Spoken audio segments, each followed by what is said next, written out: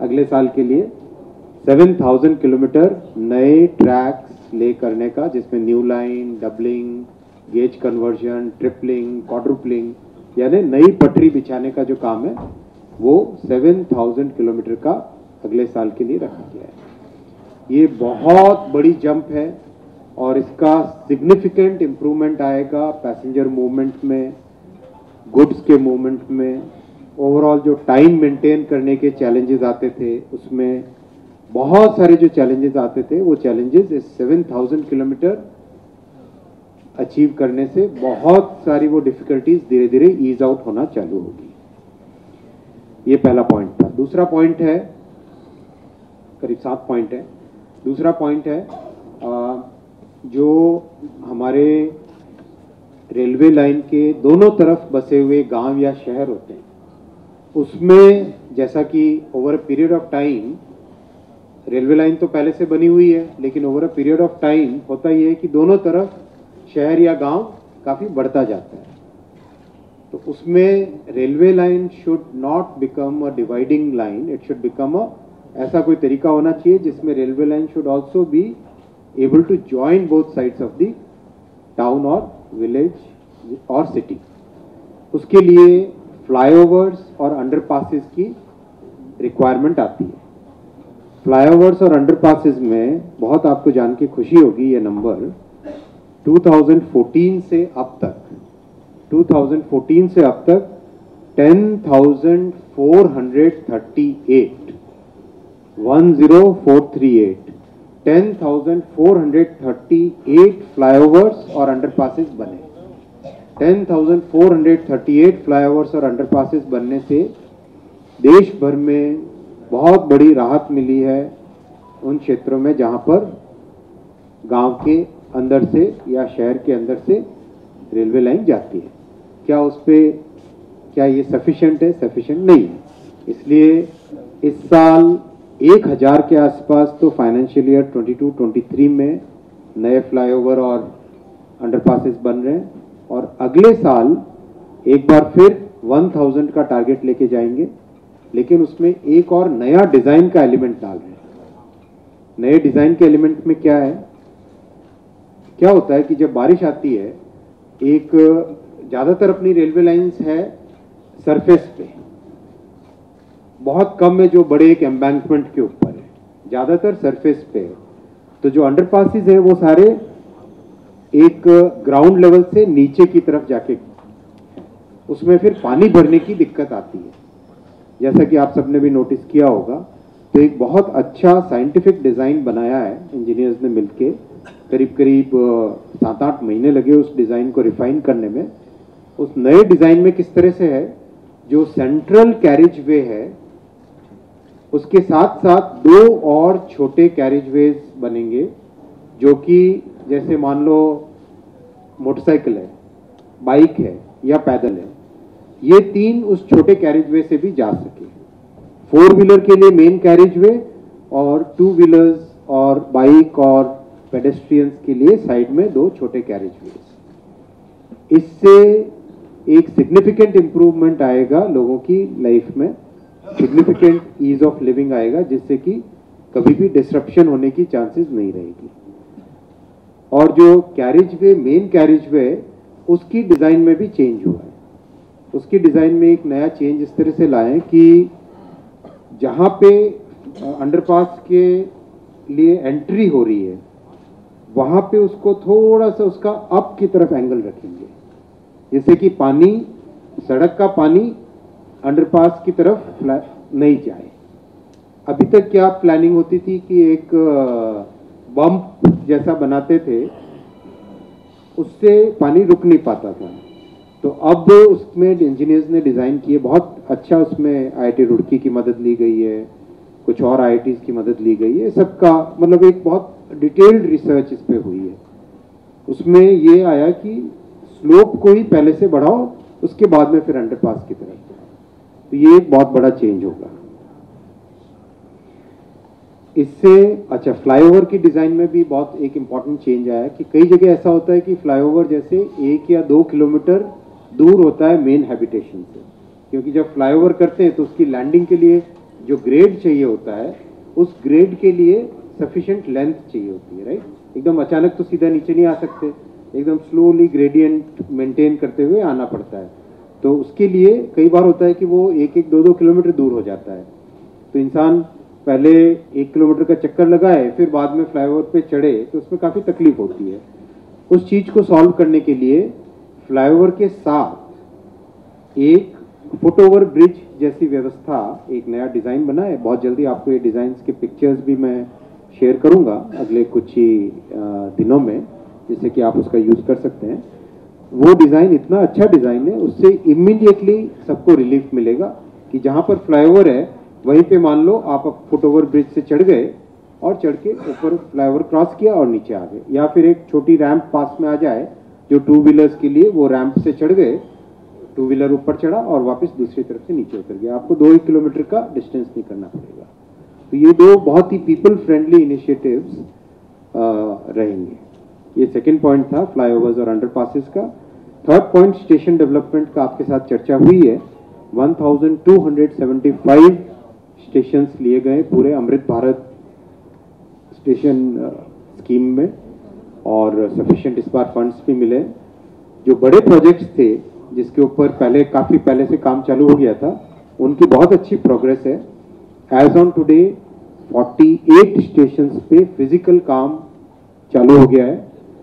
और जैसा आप जानती हैं कि चलती ये तो ऐसा नहीं कि जब स्टेशन का काम हो तब ट्रेन्स को रोक तो सकते नहीं, ट्रेन्स भी चलती रहेंगी। तो इट्स ऑपरेशनल चैलेंज। तो उसमें बहुत केयरफुली प्लानिंग करनी पड़ती है कि केबल्स को पहले से नई जगह पे लगा लो, उसके बाद में पुराने केबल्स को हटाओ, राइट। बहुत जगह पाइपिंग होती है, बहुत जगह वाटर की फैसिलिटीज़ होती है, बहुत जगह ऑप्टिकल फाइबर का केबल होता है, सिग्नलिंग का केबल होता है। उन सब को पहले केयरफुली रिमूव करना, उसके बाद में कुछ ऐसे जो बीच में स्ट्रक्चर्स हैं जिसकी ज़रूरत नहीं है नए डिज़ाइन में, उनको हटाना, फिर नया कंस्ट्रक्शन चालू करना। बहुत ही कॉम्प्लेक्स वर्क है, बट सीरियस प्लानिंग करके उसमें अच्छी प्रोग्रेस है। 48 स्टेशंस में बहुत अच्छी प्रोग्रेस है। और जो बाकी के स्टेशन हैं उनके लिए खूब अच्छे डिज़ाइंस बन गए। ज़्यादातर मोस्ट ऑफ द प्लेसेस हमने लोकल हेरिटेज को ध्यान में रखते हुए काम किया है कि जो उस जगह की जो भी फेमस कल्चरल सिंबल है, उस सिंबल को लेके स्टेशंस का डिज़ाइन किया गया है। कई जगह एकदम मॉडर्न डिज़ाइंस भी है, कई जगह हेरिटेज और मॉडर्न। पीएम साहब जैसा कहते हैं, विकास भी विरासत भी। तो विकास भी विरासत भी के कॉन्सेप्ट को साथ लेके हर जगह स्टेशंस का काम इसमें हुआ है। बहुत अच्छी प्रोग्रेस है। आप अगले 5-6 महीनों में कई जगह जाइएगा और देखिएगा भी किस तरह से काम हो रहा है, और काम की कॉम्प्लेक्सिटी को भी समझिएगा, जिससे आपको एक अच्छा अंदाजा मिलेगा उसमें। फोर्थ पॉइंट है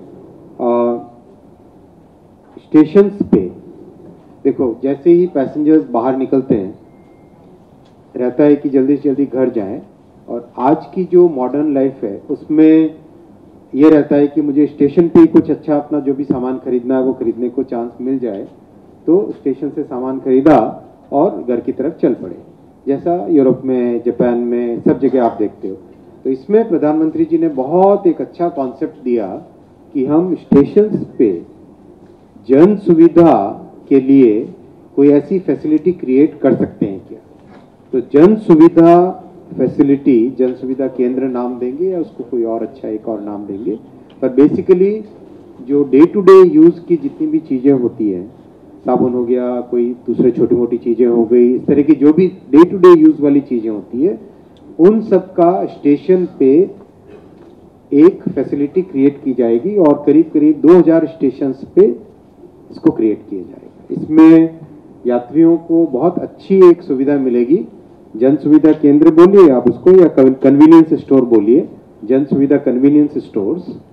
तो जन सुविधा कन्वीनियंस स्टोर से 24/7 ओपन रहेंगे वो, और जो बेसिक नीड्स हैं हमारी, बेसिक नीड्स, पैसेंजर्स ट्रेन से उतर के बेसिक नीड्स का सामान लेके अपने घर की तरफ जा सकते हैं। उस कॉन्सेप्ट से प्रधानमंत्री जी ने, प्योरली ह्यूमन सेंट्रिक पीएम साहब का अप्रोच रहता है हमेशा कि कैसे हम एक यात्री की लाइफ में कैसे इंप्रूवमेंट लाएं, उसी पॉइंट ऑफ व्यू से ये पीएम साहब ने आइडिया दिया है। वो इस पूरे साल complete through out this year उसको इम्प्लीमेंट करेंगे और टारगेट लेके चल रहे हैं अबाउट 2000 सच जन सुविधा कन्वीनियंस स्टोर्स हम लोग इस साल में खोलेंगे। इस साल मैंने फाइनेंशियल ईयर 23-24 में खोलेंगे। चौथा पॉइंट था ये। फिफ्थ पॉइंट है पैसेंजर रिजर्वेशन सिस्टम में और टिकटिंग सिस्टम में बहुत बड़ा एक सिग्निफिकेंट इंप्रूवमेंट लेके आ रहे हैं। कैसे? जो सर्वर्स और सब के सब बैकएंड का इंफ्रास्ट्रक्चर है टिकटिंग का, टिकटिंग के पूरे बैकएंड इंफ्रास्ट्रक्चर में 10 टाइम्स इंप्रूवमेंट कर रहे हैं, 10 गुने इंप्रूवमेंट कर रहे हैं। कैसे? अभी करीब पर मिनट 25,000 के आसपास टिकट्स की कैपेसिटी है सिस्टम की, 25,000 25,000 के आसपास। उसको 2,25,000 टिकट्स पर मिनट की कैपेसिटी पे लेके जा रहे हैं। यानी उसके पीछे का जो आईटी इंफ्रास्ट्रक्चर है उसमें सॉफ्टवेयर में इंप्रूवमेंट, हार्डवेयर में इंप्रूवमेंट, नेटवर्किंग में इंप्रूवमेंट, वेबसाइट की फास्ट स्पीड में इंप्रूवमेंट, वो सब करके 10 टाइम्स इंप्रूवमेंट कर रहे हैं, सीधा 10 टाइम्स। जो इंक्वायरीज होती हैं, इंक्वायरीज करीब 40,000 है पर आवर, 40,000 को 4 लाख कर रहे हैं, फिर 40 से कितनी, 40,000 के आसपास है पर मिनट या पर आवर। कितनी है पर आवर है पर मिनट? जरा देखो, 40,000 के आसपास है पर यूनिट ऑफ टाइम, पर मिनट, हाँ सॉरी 40,000 है पर मिनट इंक्वायरीज। और जो आता है टिकटिंग 25,000 है और इंक्वायरीज 40,000 के आसपास है। तो 40,000 की जगह 4 lakh inquiries per month per minute हो सके, वो व्यवस्था हार्डवेयर की, सॉफ्टवेयर की, नेटवर्क की कंप्लीट उसमें कर रहे हैं। यानी 10 टाइम्स इंप्रूवमेंट, जो कि कम से कम आगे के 7-8 साल तक उसमें और आर्किटेक्चर में चेंज नहीं करना पड़े, उस थॉट प्रोसेस के साथ इस साल उसको कंप्लीट कर रहे हैं। टारगेट है करीब बाय सितंबर ऑफ 23 ये कंप्लीट हो जाएगा इसका काम अपग्रेडेशन फुल्ली। ये था अपना फिफ्थ 1 2 3 4 फिफ्थ पॉइंट था।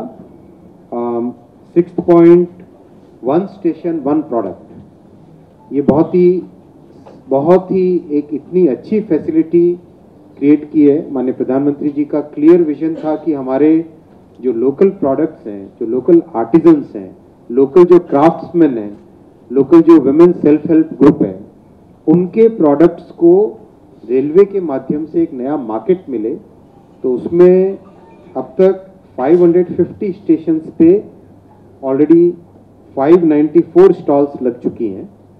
और इसमें आपने देखा होगा ऑन एन एवरेज जो वहाँ पे काम कर रहे हैं, बहुत ही एक से बढ़कर एक एग्जाम्पल्स हैं जिसमें एकदम लोकल प्रोडक्ट्स, जैसे अगर आपने देखा हो आंध्र प्रदेश में टॉयज का, कर्नाटक में या चेन्नई में, या इधर आजमगढ़ की पॉटरी, कई सारे एक से बढ़कर एक अच्छे एग्जाम्पल्स हैं जिसका पर मंथ इनकम हो रही है 25,000 से लेके 2.5 लाख रुपए तक की।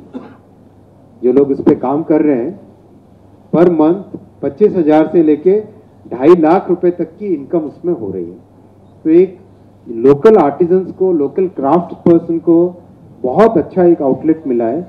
अब इस नंबर को इस साल 750 स्टेशंस तक लेके जाया जाएगा और उसके बाद में एक बार स्टेबल जब हो जाएगा तब उसके सब्सिक्वेंट ईयर में 750 को भी और बढ़ा के 2000 स्टेशंस की तरफ लेके जाएंगे। कोशिश करेंगे अगर इसी साल स्टेबल हो जाए सब कुछ तो इसी साल ही 1000 से ऊपर की तरफ टारगेट लेके चलेंगे। But this has really provided a very good outlet to the crafts person.